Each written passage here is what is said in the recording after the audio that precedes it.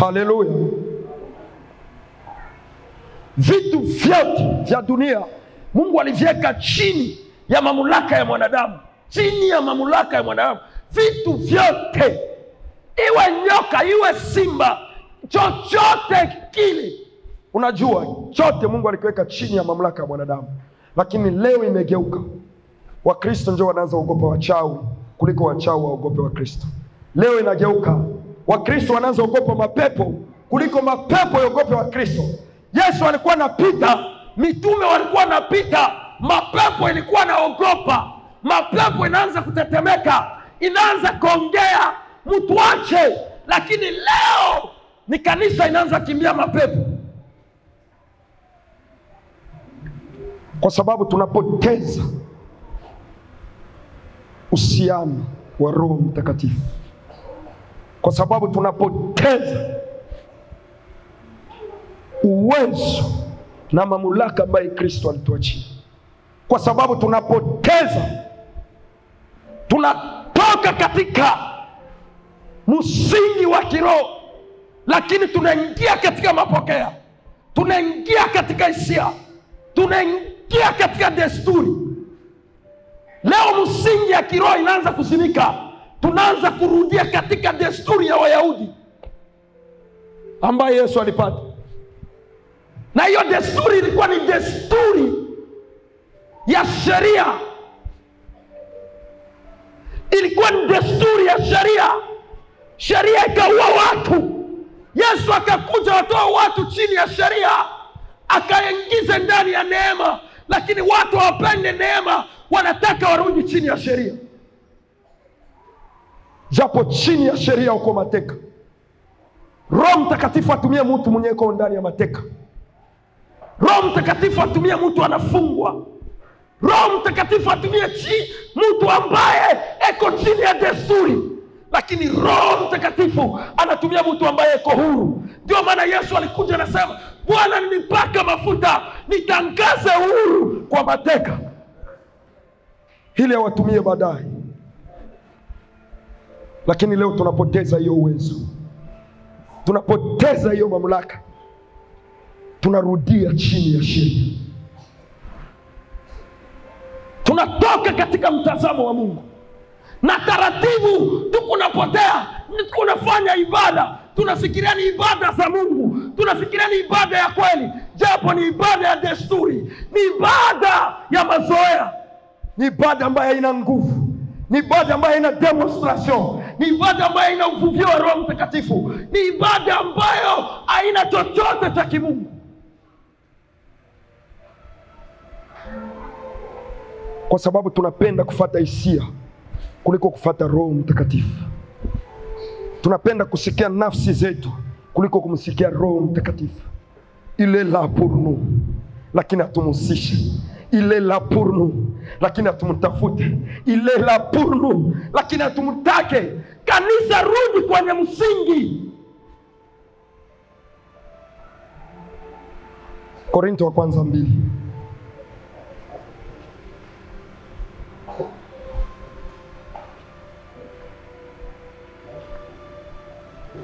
Soma 12. 2:12.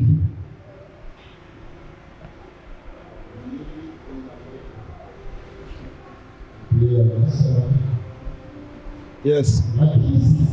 Lakini sisi rudilia kidogo. Lakini sisi hatukupokea roho ya dunia. Sisi hatukupokea roho ya dunia, Bali roho atokaye kwa Mungu. Bali roho atokaye kwa Mungu. Makusudi tupate kwenye chuo tuliyokirimiwa na Mungu. Sikia, tukapokea roho ambaye sio roho wa dunia. Kama kuko Roho Mtakatifu, ina maana katika dunia kuna roho. Ndio maana kuna kuwa difference. Wakati Yesu alimleta kwetu, alimuita Roho Mtakatifu. Makusudi ya kumpokea huyu roho, tupate kujua tuliyokirimiwa na Mungu. Makusudi. Aha.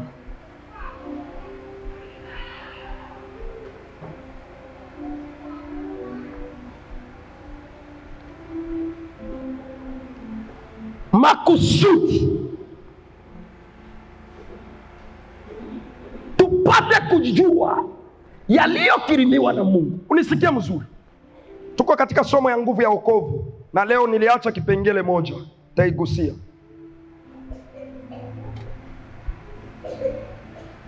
Mambo ya Mungu ni mambo ya ufunuo. Mambo ya Mungu haiko mambo ya mwili. Kuna vitu viwili viko tofauti. Kuna kujua kwako, kuna elimu yako, na kuna Roho Mtakatifu. Mambo ya kiroho, hata kama uko genius, hata wanakuita ulimaliza shule zote za dunia, hata ulikilala unaandika na unafunga macho, hata wakikuletea helikopta unaitengeneza, lakini mambo ya kiroho kuielewa, hiyo elimu yako haitakusaidia mpaka uingie upate uvuvio wa Roho Mtakatifu, ila kusaidie kuchunguza maneno ya mafumbo ya uweza wa Mungu. Hautaelewa. Na kama utaki sana kuingia katika ushirikiano na huyu Roho Mtakatifu, utabakia katika desturi. Utamtumikia Mungu katika desturi. Utamwabudu Mungu katika desturi. Hautajua thamani ya kuabudu Mungu. Itafika time ya kuabudu unasikia kuchoka. Inafika time ya kuabudu unakaa kukiti, kwa sababu ndani yako hamjakuwa ufunuo ya kumwelewa Mungu ni nani na ni wa aina gani. Angalau ungekuwa na ufunuo hata dakika moja, uone utukufu wa Mungu. Umuulize Yohana, atakwambia. Anafika anasema, hapana, Yesu sikumwonaka hivi, Yesu sikumjuaka hivi, nilitembea na yeye, niliishi na yeye, nilikula na yeye, lakini wakati alimwona katika utukufu anasema hapana, hii ni mambo ingine. Mungu akupatie ufunuo. Haleluya. Kwa sababu ya kutokuwa na ushirikiano wa Roho, chochote Roho anaweza kufanya utakuwa rahisi sana. Bila kuchunguza utakuwa rahisi kupinga, kwa sababu una ufunuo. Ndio maana unaona dunia tunapatia power sana shetani. Ndio maana unaona dunia tunampatia wachawi power sana. Ndio maana unaona dunia tunapatia wafumu power sana kuliko kupatia Mungu power. Ni muweza wa yote, eko juu ya yote, ndani ya yote, omnipotent, omnipresent, ashindi na chochote.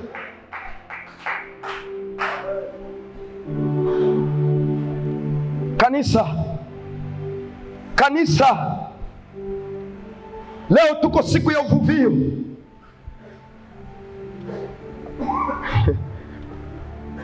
Roho aliposhuka, Matendo ya Mitume 2, maandiko yanasema aliposhuka alibadilisha lugha. Kama lugha yako haibadilika, ujua kusema hujaingia mahusiano na Roho Mtakatifu. Ndani ulikuwa mdunia, ulikuwa unaongea hiyo lugha, unaokoka uingali ndani ya hiyo lugha. Tafuta sana Roho Mtakatifu. Kuja tukuwekee mkono, kuja utafute watumishi wa Mungu, maana iko geni. Paulo aliwapata, walikuwa wanapata ubatizo wa Yohana Mbatizaji. Akawauliza, ni ubatizo wa aina gani mlipata? Wanasema tulipata ubatizo wa toba. Walikuwa wanatembea, walijua tumebatizwa. Walikuwa wanatembea, walijua tumeokoka. Walikuwa wanatembea, lakini walikuwa experience uwezo wa Roho Mtakatifu, utamu wa Roho Mtakatifu, uhusiano wa Roho. Paulo aliwaangalia akawaambia, acha ninyeweke mkono.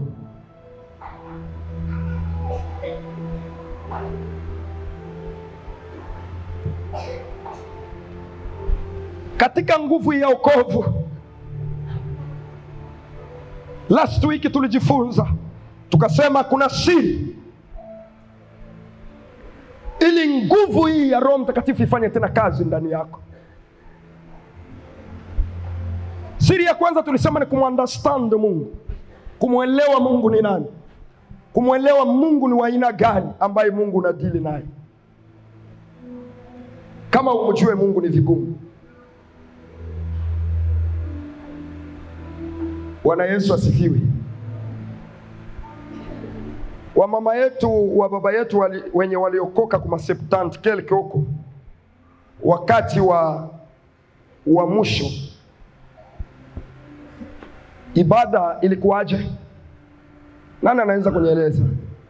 Wakati huo ma septant 60 kushuka huko chini, wakati wa mwisho,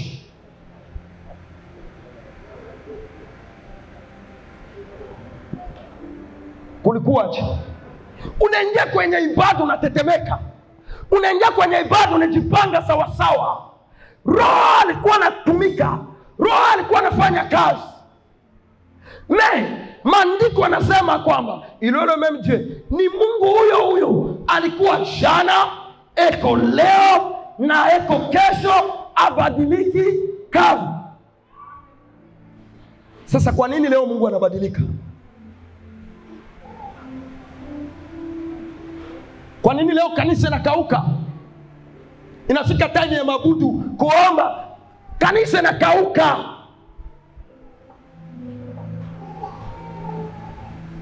Halo. Ibada za desturi, ibada za kawaida, ibada zenye zimguse Mungu, ibada zenye tunakuja mazoea tu kwa sababu ni siku ya ibada, kwa sababu ni Sunday. Hatuna otherwise. Na kwa mwimbaji nikikosa nani atatuma? Nenda kanisa kwa sababu niko protokoli, nikakorope tu.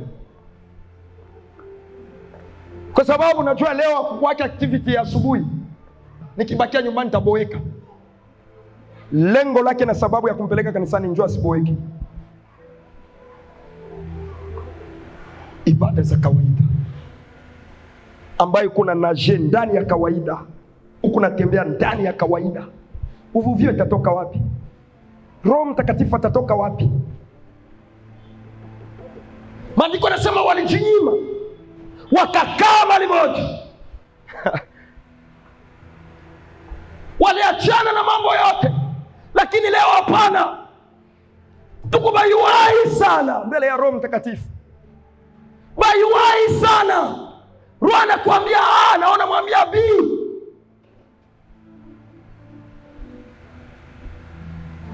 Kisha unataka Roho akutumie. Miaka 15 hii, miaka 6 toka uokoke, haujawahi kusikia hata kitu moyo. Japo kuongea hii malugha ni mambo ya kawaida. Si vitu ya kujifunza tuanze kuomba demidia seze. Hallelujah. Madon du Saint-Esprit. Kuongea kwa lugha, kutabiri, hekima, imani. Aliyempokea Roho anabadilishwa. Aliyepata Roho anabadilishwa. Maandiko yanasema walistajabu walipoona walikuwa wanaongea lugha ambayo ilikuwa tofauti. Je, toka okote watu wakikuangalia wanastajabu ama wanasema hiyo maji limeongezea dhambi?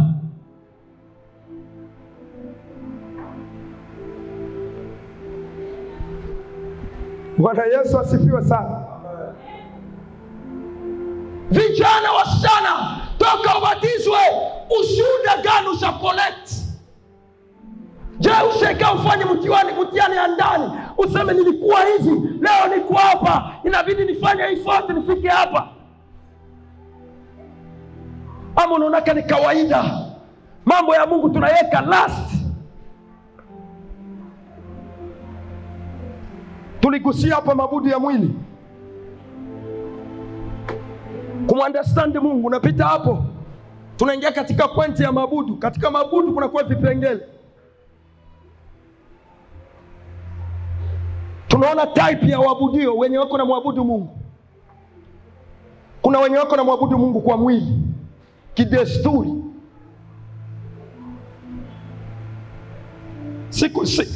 Siku ya kiyama, siku ya parapanda, tutashangana, tutatafutana, tutaulizana. Sahii mahubiri kuna hubiriwa haionekane na samani, lakini kuna siku utaitafuta. Kuna siku utaitafuta haya mahubiri. Hatumpendi Mungu, lakini tunapenda vya Mungu tu. Unapenda tu Mungu akufanyie miujiza.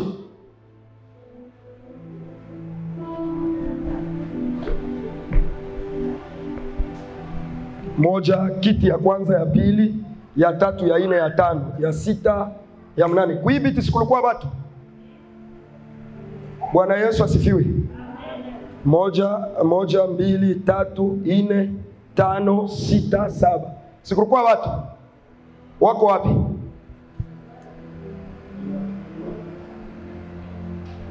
Wanatangulia mbinguni hapa.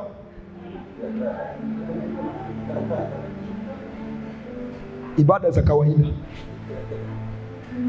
ibada za mazoea. Unakuja tu naenda Kanani, hallelujah. It was very powerful. Powerful bila Roho Mtakatifu haikusaidie, kwa sababu parapanda italia na kuswetu unabakia. Tafuta sana uhusiano, tafuta sana wokovu kuliko kutafuta powerful, kuliko kutafuta watu. Kila siku nasemaka, tukikuja kanisani hatukuji kwa sababu ya, nakuja kwa sababu niokoe nafsi yangu, niwe katika uhusiano mzuri na Mungu. Lakini unakuja kanisani njoo kucheza tu, na unatoka mtoto ananisumbua. Saa ya mahubiri njoo mtoto anasumbuaka tu. Unamjua Mungu mzuri? Ukianza kusingizia mtoto, Mungu atamuua. Njoo kuachia nafasi ya kuabudu. Mnafikiria Mungu hauwaki?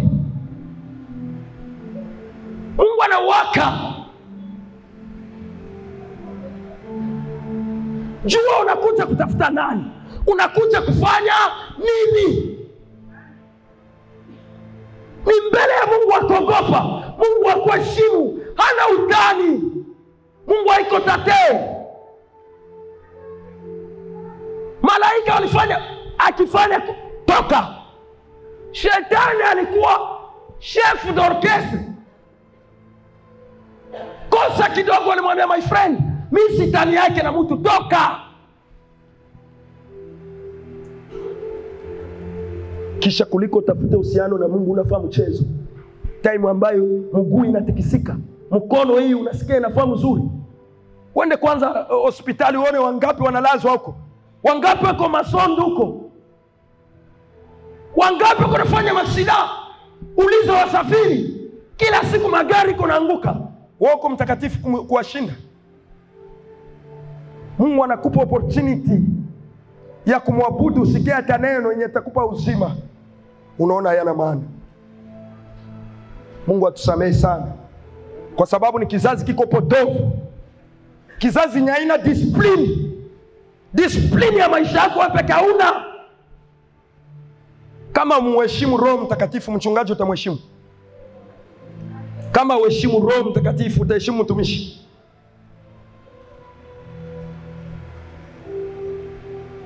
Sitona tu ni kawaida. Hata niambia nini atoki kule. Kawaida tu. Ibada za kawaida. Mali hapo uvuvia Roho Mtakatifu haikuwaki. Tafika ibada unaangalia ibada inakauka. Mabudu inagusa lakini ibada inakauka.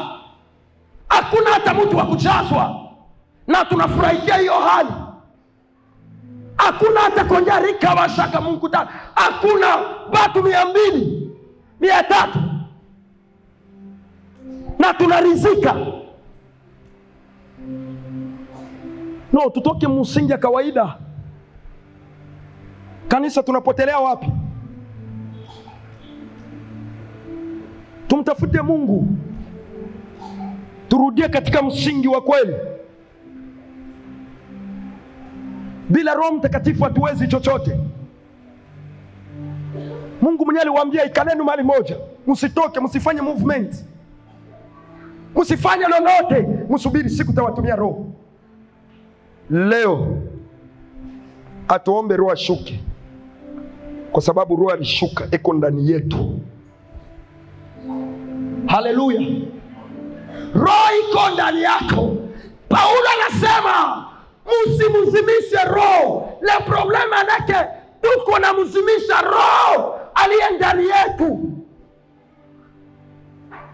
Tunamzuia kufanya kazi kwa sababu ya matendo yetu, kwa sababu hatuna discipline, kwa sababu ya ukawaida.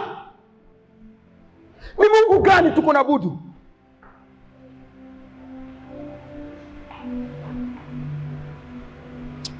Mungu atusaidie sana, kwa sababu msingi ya kanisa inaanza kwenda kubaya. Kanisa zinaanza kupotea sawa na neno ya kinabii. Maandiko yanasema wako na macho hawaoni, wako na masikio hawasikii.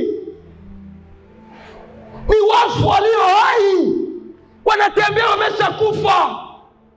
Yesu ako analia kuona kazi alifanya juu yako. Anakaa analia kwa sababu ya tabia yako. Mungu anakupa vyote. Bien-aimé, anakupatia Roho, anakupatia uweza yenye ina condition. Kuna watu walipewa power ya kuruka usiku, kwenye kifiagio anaruka, lakini wanampa condition. Utafanya 3 heures du temps, unafungua kinwa mtundu ya choo.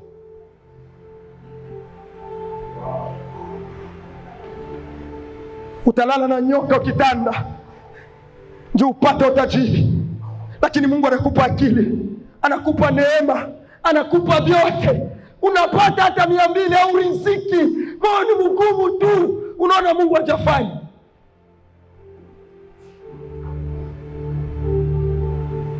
Tuko wapi leo hii? Tuko wapi? Tunasamanisha huduma kuliko kusamanisha Mungu. Tunasamanisha vibanda vya ibada kuliko kusamanisha Mungu. Maabudu ni maisha. Maabudu ni maisha. Maabudu haiko vitu vya kucheza na, ni maisha. Barikiwe sana.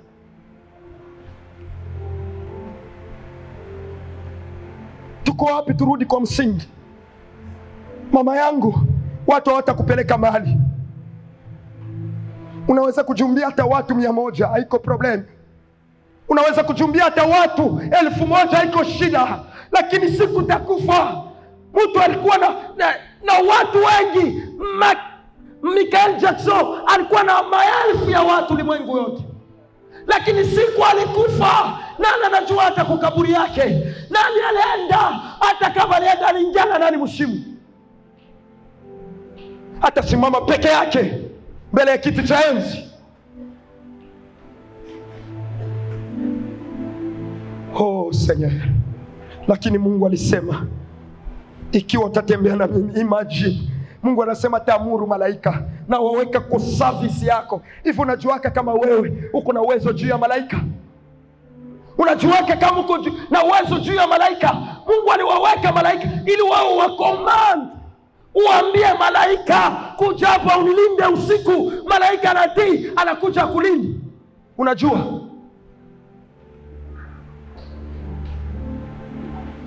Unalala kunaogopa pusi, unalala kunaogopa panya. Mapanya yanapita kama makuna, mapanya yanapita mabati bachawi. Kwa sababu uweza Roho Mtakatifu haiko mwewe. Ni roho ya uoga ya shetani. Analetaka roho ya uoga, roho ya kubabaika, roho ya kutokutulia. Saa yote kuna oga tu.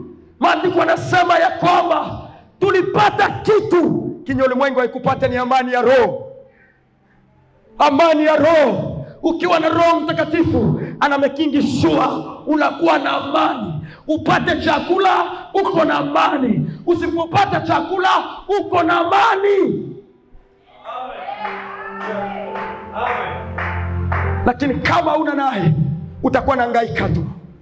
Utaona mwenzako anavaa koti, unataka kujua.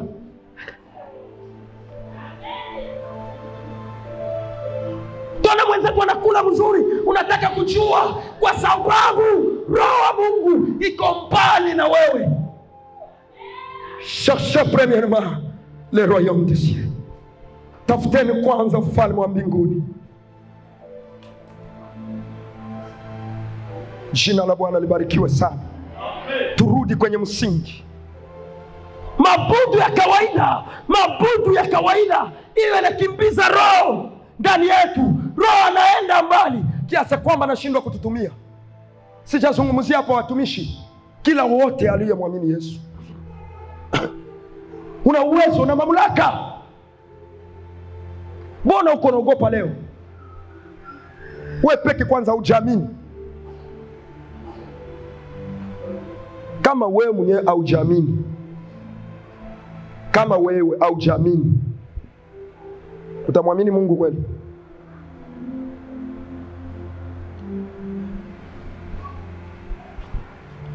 Mungu atusaidie sana. Iko naleta huzuni. Ukiangalia mtazamo ya muundo ya kiroho ya leo inaleta huzuni.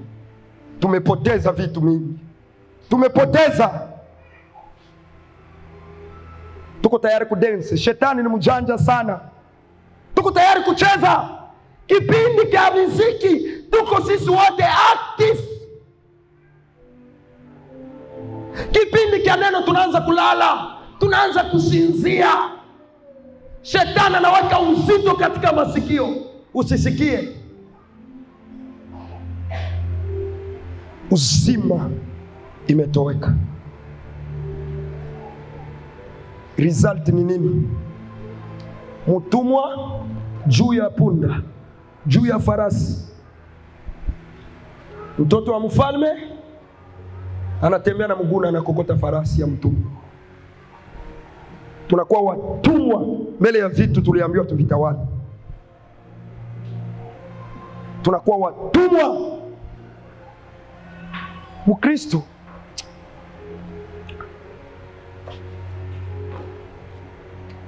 hata ukosi, lakini ukikuwa ndani ya Kristo,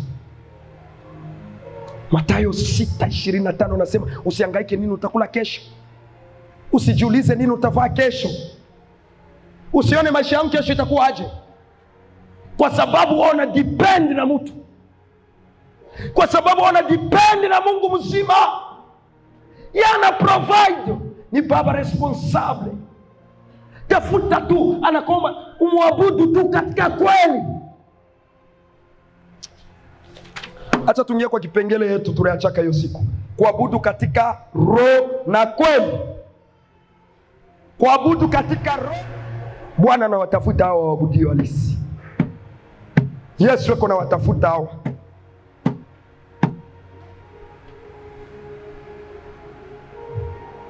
Bwana yuko anawatafuta. Kuna desturi mabudu ya leo mwi dunia. Angalia kwa mtandao utaona.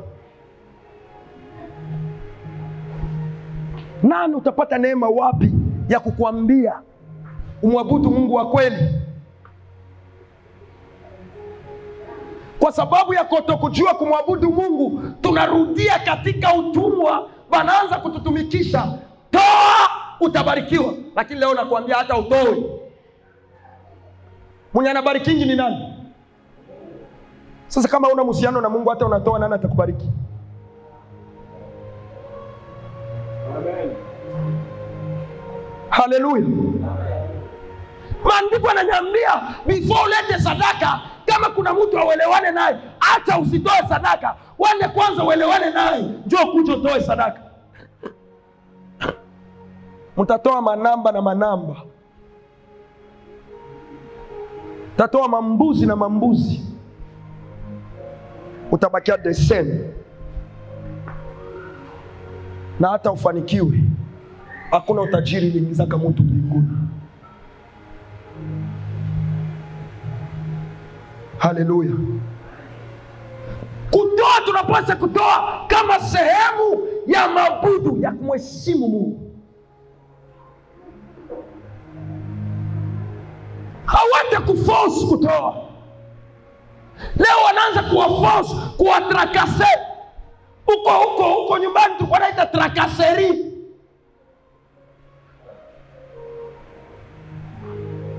Unatoa by force. Kwa sababu gani? Haujajua kumwabudu Mungu.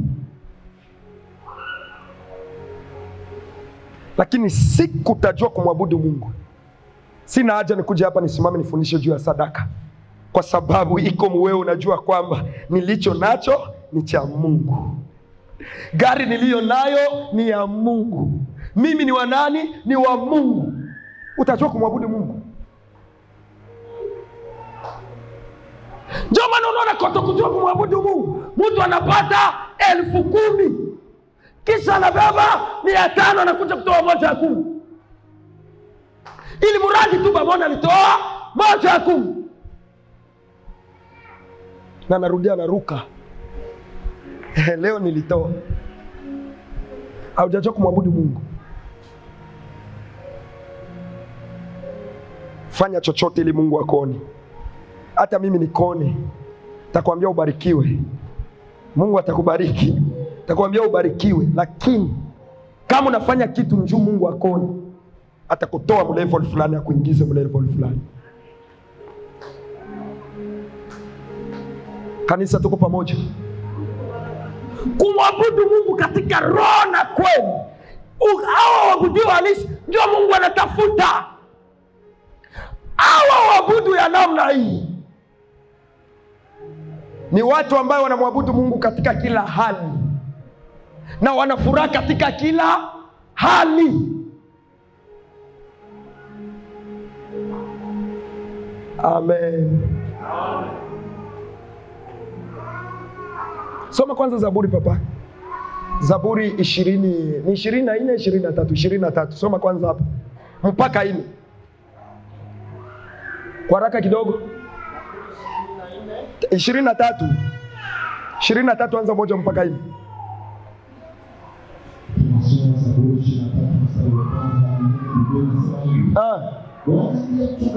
Bwana ndiye mchungaji wangu, sipungukiwe na chochote. Katika malisho ya majani mabichi unilaza, uniongoza. Ina inasema nini?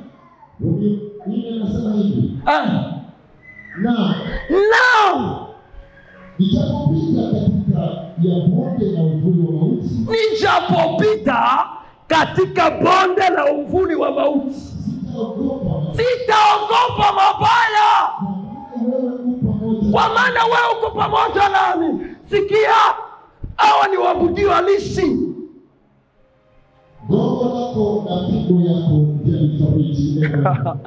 Haleluya. Waabudu halisi ni watu ambao wanamwabudu Mungu katika kila hali.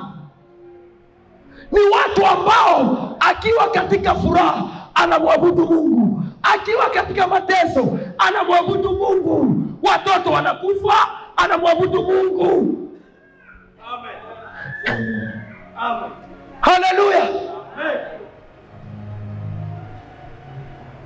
Waabudu halisi wao wana season ya kumwabudu Mungu. Wao wanamwabudu, waabudu halisi wanamwabudu Mungu katika moyo, katika heshima, katika unyenyekevu, katika hali ya kutambua kama hakuna muumba mwingine jinsi nilivyo kwa sababu ya Mungu. Mama alizaa, mama yako alijua kula ni kutoa.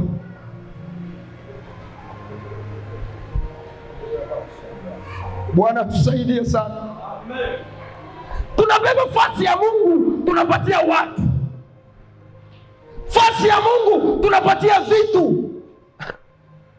Bwana anatafuta waabudu halisi.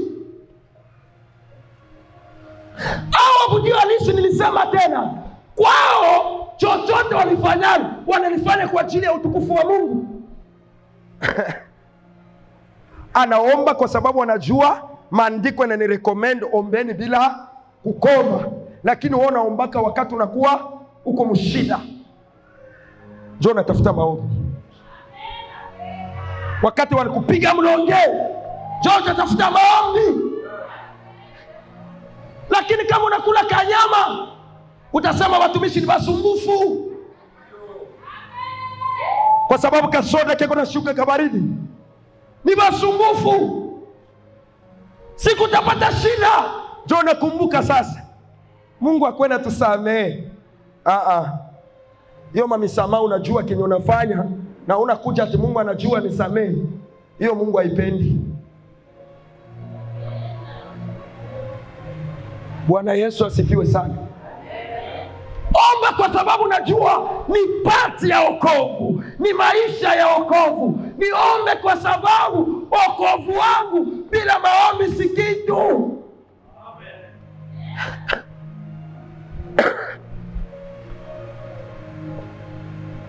Umtolee Mungu na moyo wa furaha. Unaona waabudio halisi ni watu wenye wanatoa hata milioni, anayetoa kwa siri. Anafika, anatoa milioni, anatoa kwa siri.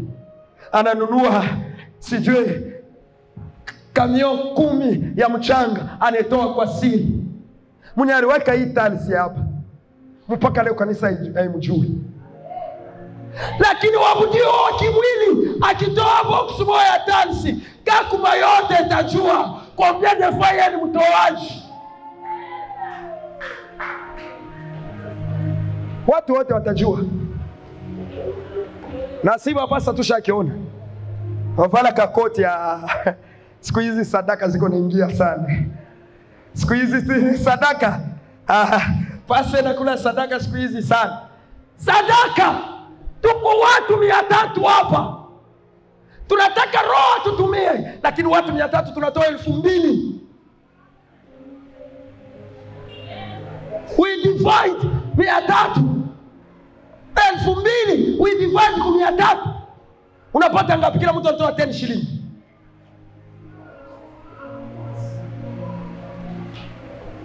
Kisha unatoka sadaka yetu wanakulaka bwana.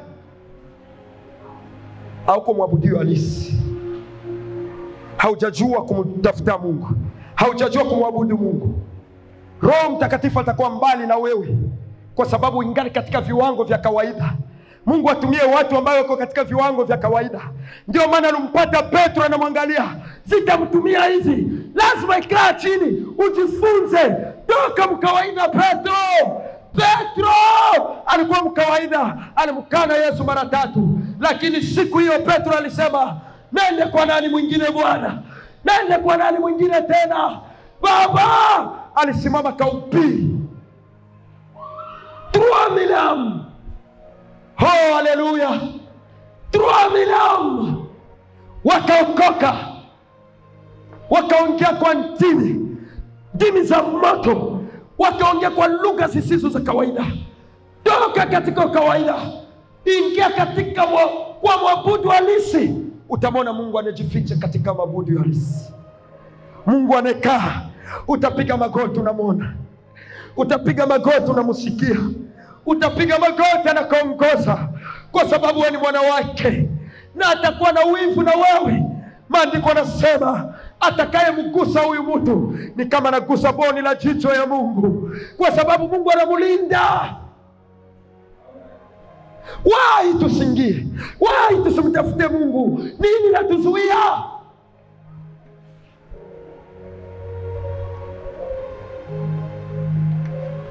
Bwana Yesu asifiwe kanisa. Kuna watu wengine washaanza vimba moyo sasa hivi. Pasa anakaa na leo takawia. Takawia tu. Takawia tu kwa sababu tushakuwa bazembe wa kusikia neno. Tushakuwa bazembe wa kusikia neno. Sometimes inabidi tuanze kawia.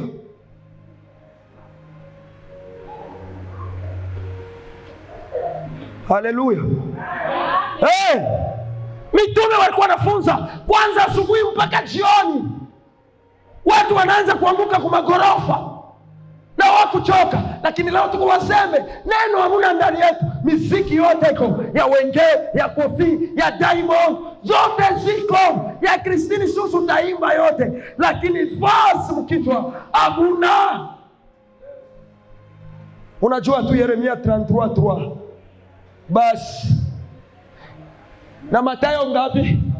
7:7. Na hiyo rijuya nju kuna 7:7 Tanganyika. Njoo naika mkichwa 7:7. Amen. Hiyo tu. Lakini hivi yote majina ya watu fulani alivala nini unajua? Hakuna kuachiana makazi. Kila aliyempokea lazima hii neno ikale ndani yake kwa wingi. Haiko kazi ya mtu. Hakuna kazi ya mtu. Maandiko yanasema kwamba nafunza watu ambaye wako na uwezo ya kwenda kufundisha wengine. Barikiwa sana. Nafunza watu ambao wako na uwezo ya kwenda kufundisha wengine. Utafundishaje mwingine na wao una kitu? Bwana Yesu asifiwe kanisa. Madiveri, hiyo tunapenda. Makonsant. Konse tunajaa. Neno nukutoka anakawia Bwana. Unaona vitu vikisi bine napunguka. Anakawia baba. Na leo takawia. Leo takawia.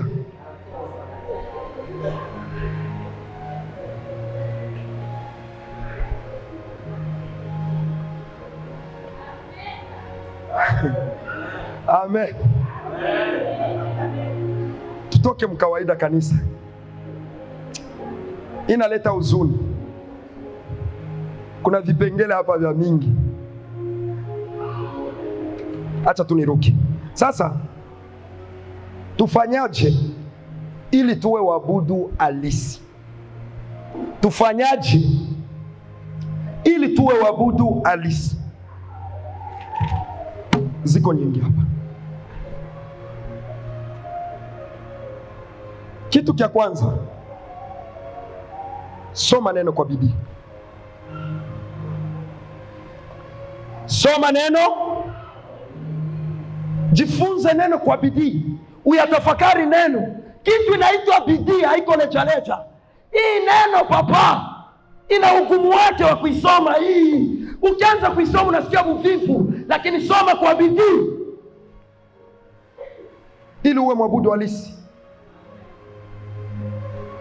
Kwa nini tusome neno kwa bidii? Si tunaomba damu yako nitakasi. Damu ya Yesu haitakasi.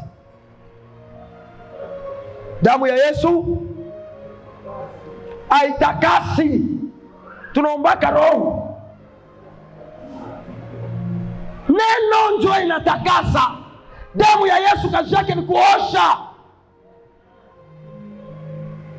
Ukianza kusoma neno utatakasika. Tukunakimbilia kwa damu na ujue damu inafanya kazi gani? Damu ya Yesu inioshe. Damu ya Yesu inioshe. Damu ya Yesu. Damu inafanya kazi gani? Na ujue. Jua kwanza damu ya Yesu inafanya kazi gani? Ni eneo gani tatumia damu ya Yesu? Nikiwa nikiomba, ukianza kuomba hivi, unaomba na precision, unaomba na msingi wa neno. Ukianza kuomba hivi, unasikia ka lugha inaanza kuflow. Kwa sababu haubatishi. Lakini kama una neno, utaanza rudilia binyoli sikiaka. Binyoli sikiaka, benaomba ku radio. Naona rudia baba rika mashaka mapepo sijue nini na navunja. Pepo haiogope kwa sababu naisema naivunja. Pepo haiogope kwa sababu naomba. Yesu alitoka mkaranti shuru 40 days bila kula, bila kunywa maji, lakini shetani akumkimbia. Shetani alimsogelea akamwambia, kama wewe ni mwana wa Mungu. Hakumkimbia. Unafikiri uikale ombe baba shetani atakukimbia? Lakini shetani anakimbia mtu mwenyewe anaomba katika msingi wa neno. Alimwambia imeandikwa. Yesu akamwambia imeandikwa. Imeandikwa. Hakuomba, imeandikwa. Soma neno. Anasema nini? Walikuwa na hubiri neno, ishara na miujiza zilikuwa nafanyika. Lakini leo mnapenda tuombe sana ishara ifanyike. Ishara itafanyika bila neno. Haleluya. Amen. Turudie kwenye msingi. Ambia jirani yako, rudi kwenye msingi. Toka mkawaida. Acha tu experience nguvu ni yetu. Tulipewa papa. Sometimes nakuwa naomba Mungu, kwa nini kweli? Na kama malaria kanaanza tushinda kama malaria. Nilienda ona mke wa mzee Sadiki. Kamkuta pala na usunika nikaa kukitanda. Namwambia mama usiogope. Amini tu Mungu, acha tuombe tunaomba. Nilirudi sikulala usiku yote. Nilisikia roho inaniuma. Nikasema how? Mtu aombee. Ende kwa hospitali aanze kusumbuka. Why? Lakini namshukuru Mungu kwa sababu alijifungua. Tutafute ni yetu. Ni yako, ni yangu. Bien, tutoke mkawaida. Je, mwache nikuchallenge kidogo. Tuko mfundraising hapa, tuko natoa pesa. Wangapi before atoa alimshirikisha Roho Mtakatifu kwa sadaka yake alikuwa kutoa?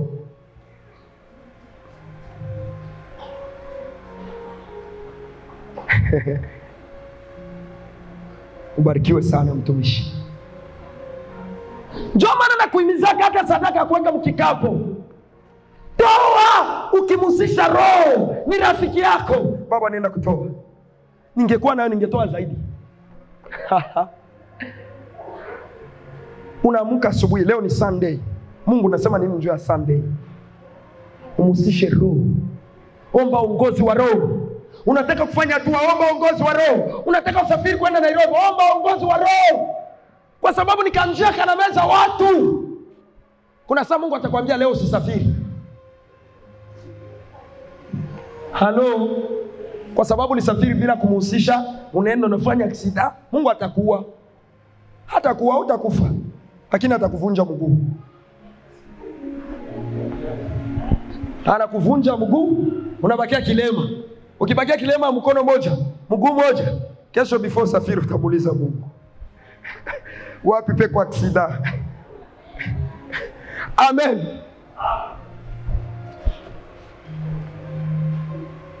Ya tatu. Toa maisha yako kwa Mungu kila siku. Katika hali ya utakaso. Maisha yetu ni ibada kila itwayo leo. La Sunday nilisema ibada sio Wednesday na Saturday na Sunday. Hiyo ni ibada ya waparese. Haleluya. Kwanza acha nimeambia neno moja. Kitambo huku kwetu, kwa nyumba yetu, wanaanza consider sana ibada katikati ya wiki na walikuwa wanaipatia samani, wanasema kwa sababu ibada ya kweli ni katikati ya wiki. Sunday ni kila mtu anakosa kazi. Kila mtu anaendaka tu ndio anakosa kazi, lakini sacrifice ya ibada hamuna. Siku utakosa ibada huko alezi kwako. Unajisikia tu na huko karibu ima sauti yote kunena asijue kama unaweza kaji. Mtu anakaa tu unaekaa. Unasikia tu watu wanacheza, wanaimba, wanapiga ngoma na unatulia. Yeye sana fahamu wewe. Haleluya.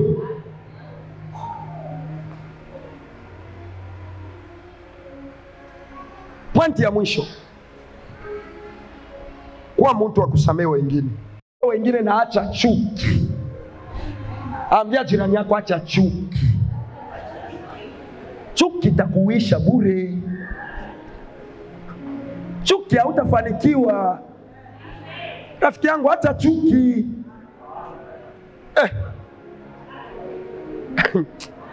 Aha. Kwa tayari kusamehe. Maandiko yanasema usipomsamehe jirani yako Mungu atakusamehe. Ukumbuke ya kwamba Mungu mwenye uko naona kwanza ni huyo jirani yako. Jirani yako analala njala, kisha unasema mimi naenda kwa Mungu.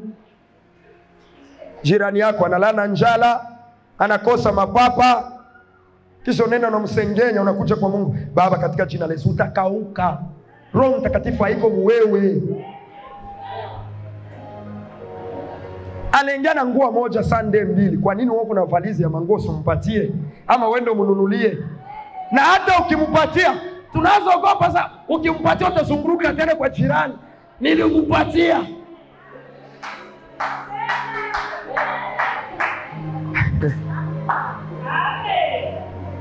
Kisha unataka ukikuja unaruka, nataka nione.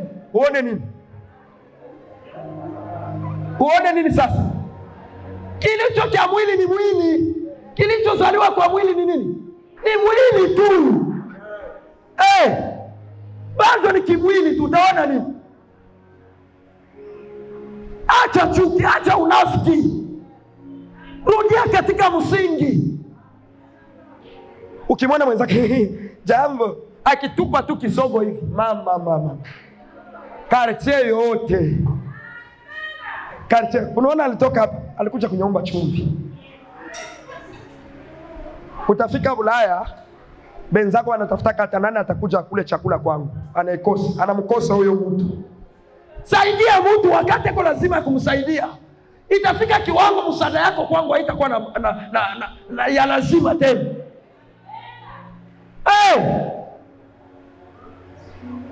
Itafika kiwango msaada yako haitakuwa na lazima. Siacha chuki. Mtoto wa mwenzako anaolewa, unaanza na panga babari. Anakuwaka hivi, anakuwaka hivi. Baki kuweka chini, utuambie ulimuona siku gani, bali sema. Banani walisema? Siacha chuki. Osha wako. Acha chuki, rudi kwenye msingi. Bwana asifiwe. Watumishi wa injilisi, unaona Luciano anahubiri pale, watu wanaokoka, mtumishi anaanza vimbani. Acha chuki, ingia kwa mafungo, omba, uende ubiri. Full stop.